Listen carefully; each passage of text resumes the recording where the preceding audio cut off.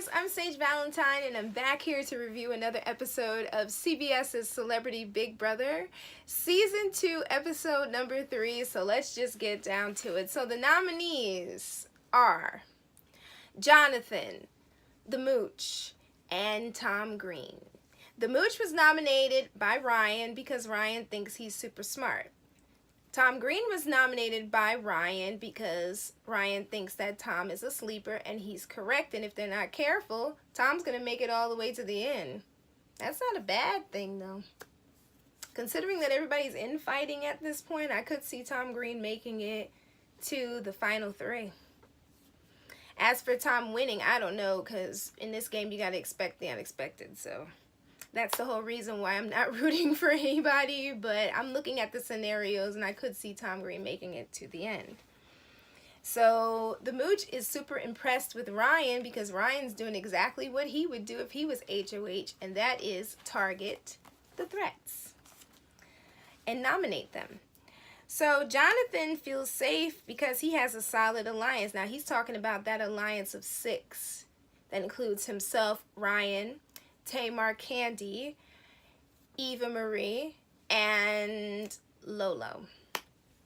Tom Green said maybe he'll act like a friend to Ryan, and then Ryan will save him if he wins the veto, or if someone else wins the veto and they use it and they take somebody down, and maybe Ryan will take Tom down. The Mooch is pretty bummed about being nominated, and they show on the show a couple of people, including Tamar, who kind of feel bad for him. They can empathize with him. So Lolo brings up the issue of Jonathan picking the nominations because according to her, she was having a conversation with Jonathan and Ryan in the little room thingy. And as she was leaving, John gave Ryan this look. And that's how Lolo knew something was rotten in Denmark. Tamar believes that Ryan's HOH is actually Jonathan's HOH, and he's pulling the strings. Sound familiar, Big Brother fans? How many times have we seen people do that? Who was pulling the strings in Big Brother Season 20? Think a lot about that. So, Jonathan and Ryan say that their alliance is the strongest in the house, and that is what they need at this point. They need that alliance that includes the 4 girls, Tamar, Kandi, Eva, and Lolo. And then once they're able to get everybody else out, then it'll be every woman or man for themselves. Jonathan says that Ryan is his ride or die, and he trusts him because Ryan chose him to be his partner in that competition, the HOH competition. And then Ryan said the word athletic, but said it pronounced it athletic, and it became like this funny little clip. So then there was a little Trump talk, and Mooch basically said that he has remained loyal to Donald Trump. It is what it is. So Tamar, Eva, and Lolo are in the gym room, and they're chatting about something stupid, and here comes Jonathan. And the girls stopped talking because that's pretty shady. Come to find out, as Lolo says, Jonathan has been very shady, popping into the room anytime she's having a conversation with Eva or I guess with anybody else. Tamar says that Jonathan needs to go, and Eva Marie says no. But Tamar says he's on the block, so we might as well get him out of the door while we can. See, that's a mistake that a lot of players make in regular Big Brother by not getting the major target out first. And I feel like history is going to repeat itself this season. Tamar starts talking about how the all-female alliances in Big Brother as a whole don't work because she hates it when the girls end up all in their emotions. That's pretty funny coming out of Tamar's mouth, but we'll talk about that in a sec. So when I get to that part with Tamar and Kandi's little fight. So Lolo and Eva Marie start talking about what are they going to name their final 2 deal alliance. And they walk into the room saying this while Tamar's chilling in the bed and she's not saying anything. And it's almost like she's not even there. And I'm just like, she's in the bed, like right there. You can't see. Like, y'all didn't look when she came. You know what? Never mind. And Tamar's just cracking up. And Tamar made a joke and Lolo took it the wrong way. And I can see how she took it the wrong way. But everybody in the Big Brother house at this point is kind of like paranoid and in their emotions, so it is what it is. So Tamar says, listen, you two can have your alliance, it's fine. There are a lot of alliances floating around, and she tells us that there's a lot of stuff going on in this house. She's not stupid. So Tamar, Eva, and Lolo start talking about how confident Jonathan seems in this game. He seems very confident, meaning something is up. So all of a sudden, Jonathan and Ryan come into the HOH room where those three are talking, and the girls get up and they decide to leave because, again, that's really shady, considering like a minute before that, they looked at the camera or something and the boys were looking at the door, the HOH door. So because of this, Ryan says that he might have to put up Tamar, Natalie, or Lolo as a replacement nominee. Then Lolo and Natalie overhear Ryan and Jonathan chatting, and this basically confirms that those two are in an alliance together to Lolo. That confirms it. So Lolo comes into the kitchen and she leaves and she flips off Jonathan and Ryan's pictures on the wall. Then we get to it's time to pick the veto players segment of this episode. Ryan picks Ricky. And Ricky's feeling some type of way because he's like, I really don't want to compete in this because I don't want to show my athleticism. I don't want to show these people what I can do. Even though I'm a football player, I wanted to try to lay low. And Scaramucci's all upset because he wanted either Dina, Kandi, or Tamar to be picked because to him they are not athletically strong. And then Joey Lawrence is picked to play in this veto competition, and I'm just laughing.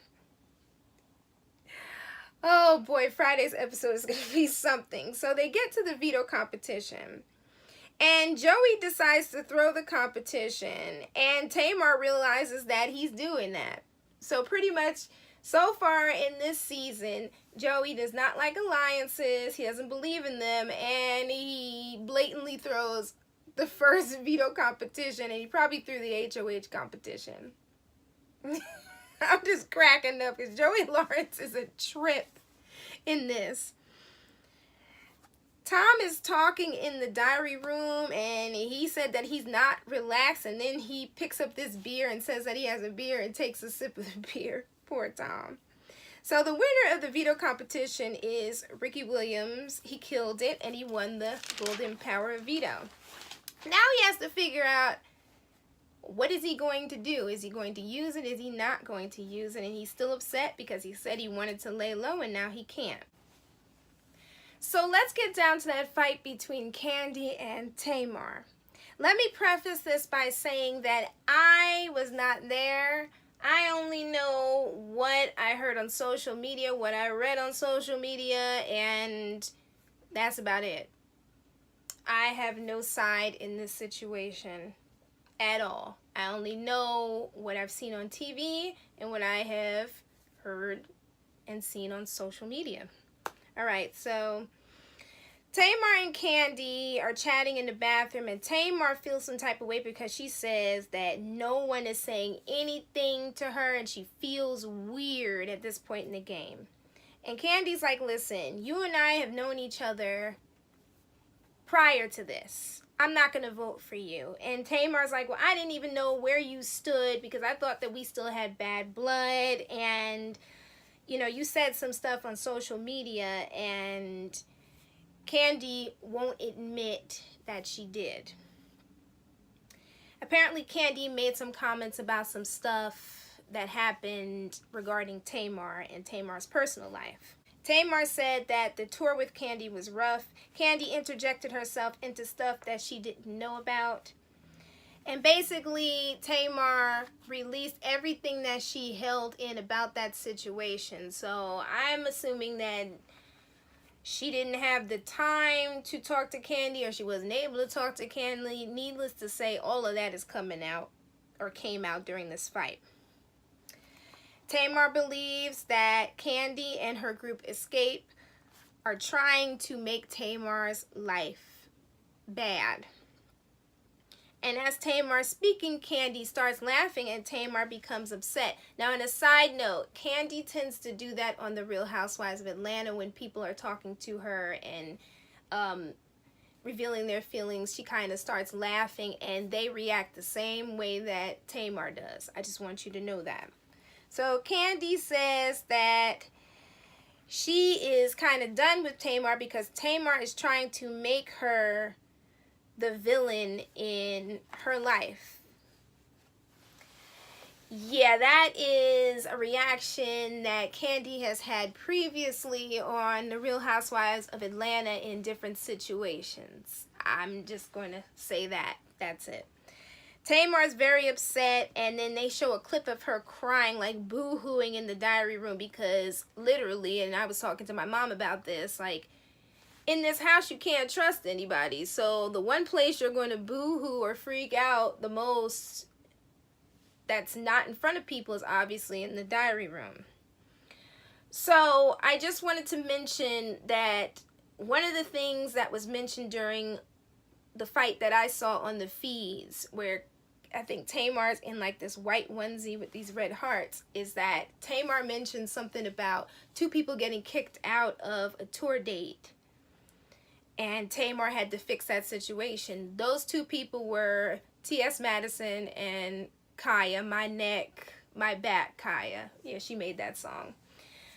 T.S. Madison and Koah used to have a show on social media. It would sometimes air on Facebook Live, and it would also be like uploaded onto YouTube. And on this show, they would dish the dirt and just talk a whole lot of crap about celebrities and stuff. And the following seemed to grow and grow and grow, and then Koah would mention Kandi from time to time. And in the weeks leading up to their appearance as an opening act on one of the tour dates, I believe it was the Atlanta tour date for Escape and Tamar's tour, Kandi had them allegedly had them put out of the building, had the cops come to the building, something to that effect. Allegedly it was her. They really don't know who it was, but allegedly they believe it was her.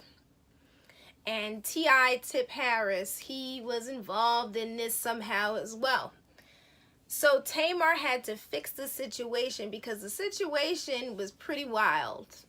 Like, if they could have called the SWAT team in there, the SWAT team would have been at that venue at that time. So that's what Tamar's talking about, okay? So Big Brother switches from that situation to Ryan talking to Ricky, trying to convince Ricky to use the veto because he claims there's an all-female alliance, but he tells us he's not even sure if there's an all-female alliance. He's basically trying to start some stuff. And he really needs Ricky to use that veto, and if he does, then Ricky is going to put up Lolo. Now, I believe if Ryan hadn't said that he was going to put up Lolo, Ricky probably would have used that veto. But then again, now that I think of it, he probably wouldn't have used it. But saying Lolo or mentioning any of the women was a big red flag to Ricky right there. Because Ricky already doesn't trust anybody in the house, but he seems to be closer to the women than anything else. So Tamar is talking to Kandi, and she said, you know, we need to talk about this situation. And Kandi said, you know, we need to talk about this outside of the house because it has nothing to do with the game right now. And she makes a comment about Tamar being emotional and petty, and I'm just like, trigger words. You are triggering the crap out of her. You know exactly what you're doing, Kandi. Exactly what you're doing. And she says that Tamar threw a tantrum, and Tamar gets upset. Kandi says she can't believe that they're still arguing about this. And I'm like, you just triggered her though. So if you don't want her to argue, then just leave it alone. You just triggered her, and that's a situation that I have seen her involved in time and again in the Real Housewives of Atlanta. I've been watching that show since it first aired. And Kandi has been on that show, I think, since season 2. And it's been like that with all this messiness and drama since season 2. Ricky's talking to Lolo, and he tells her that Ryan wants to basically split the house down the middle and have the guys fight against the girls. And Ricky says he did this basically to stir the pot. Lolo is frustrated. Tamar comes into the room and she is upset. Lolo kind of pulls her in and is just like, listen, set that aside. We got to talk about this right now. Ryan's trying to target me and trying to get me on the block. So Kandi comes into the room. Candy's about to talk to Tamar, and Tamar says, listen, we got to get this out of the way and get to the next step. We got to put all of this aside because we have to keep Lolo off of the block. Because now Ryan is messing with Lolo's game.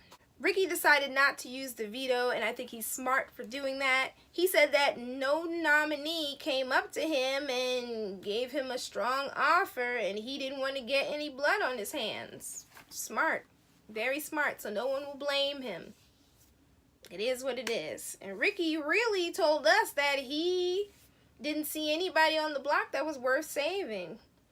And if this power of veto did anything, it helped him to secure relationships with people, I guess up his social game, and stir the pot. Well, the mooch is upset that the veto wasn't used on him, and he said he has to schmooze with everyone, and he's not a quitter. Tom Green is upset, but he said that Big Brother is like his real life. It's disappointing. Jonathan is worried because blank has gotten real, or has become real, meaning this game has become real to him, and he no longer has the buffer around him that he thought he did, and now he has to make some moves. And Lolo says she doesn't know who to trust. Well, ladies and gentlemen, that's about it in regards to this review. As I said before, if you want to know more about the situation with Tamar and Kandi, definitely Google it. There's a whole lot of stuff floating around about that. And definitely do yourself a favor and look up the videos regarding Tamar and Kandi on tour together, because there's a lot of stuff from a lot of different YouTubers and bloggers floating around on the internet. But you all take care and let me know what you thought of episode 3. What you thought of Lolo, Tamar versus Kandi. Anything you want to talk about as far as Celebrity Big Brother is concerned. As for me, I think I'm going to go and watch Netflix Closer. I think that's the name of that movie, Closer. And as for me reviewing these videos, this is my schedule. I will be reviewing episode 4 on Friday, episode 5 on Monday, episode 6 on Tuesday, episode 7's review for Wednesday will be late, and episode 8 next Friday. There you go. And I will try my best to get episode 7 done early as hell in the morning, but if not, then it'll probably pop up around the same time that this review is going to pop up. But I love you all. Take care, and I'll see you guys for episode 4, and that review will definitely be on time. Love you. Bye, guys. Take care. Bye.